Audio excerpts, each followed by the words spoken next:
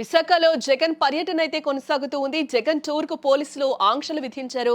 జగన్ కోసం భారీగా జనం కూడా తరలి వస్తూ ఉన్నారు. జై జగన్ అంటూ కూడా దారి పొడవునా నీరాజనం పలుకుతున్నారు. అభిమానులు పోలీసులు అడ్డుకోవడంపై ఆగ్రహం వ్యక్తం చేస్తున్నారు.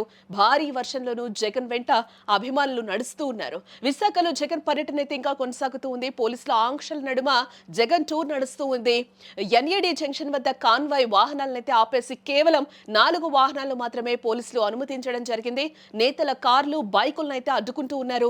అభిమానంతో వస్తున్న ప్రజలు కూడా పోలీసులు అడ్డుకోవడంతో అక్కడ ప్రజలు ఒకంత ఆగ్రహం వ్యక్తం చేస్తూ ఉన్నారు. మరోవైపు జగన్ పర్యటనలో వర్షం వస్తున్నా కూడా అభిమానులు భారీగా తరలి వస్తూ ఉన్నారు. జై జగన్ జై జై జగన్ అంటూ కూడా వర్షంను తమ ప్రియతమ నేత జగన్ కు వర్షంలోనూ కూడా అభిమానులు నీరాజనాలు పలుకుతూ ఉన్న సిచ్యువేషన్స్ అయితే అక్కడ మనకి కనిపిస్తూ ఉన్నాయని కూడా చెప్పుకోవచ్చు.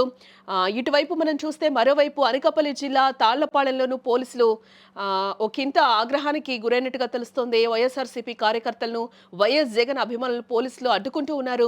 సామాన్య ప్రజలను కూడా పోలీసులు అత్యుత్సాహంతో అడ్డుకుంటూ ఉన్నారు. అటు స్థానికంగా ఉన్న షాపులను సైతం పోలీసులు మూయిస్తూ ఉన్నారు. కార్యకర్తలు అభిమానులు దూరంగా వెళ్లిపోవాలంటూ కూడా పోలీసులు బెదిరింపులకు దిగుతూ ఉన్నారు. దీంతో పోలీసుల తీరును కూడా అభిమానులు కార్యకర్తలు ప్రశ్నిస్తూ ఉన్నారు.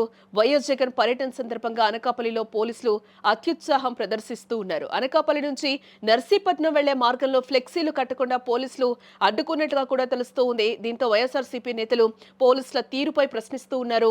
పోలీసులపై మండిపడుతూ ఉన్నారు.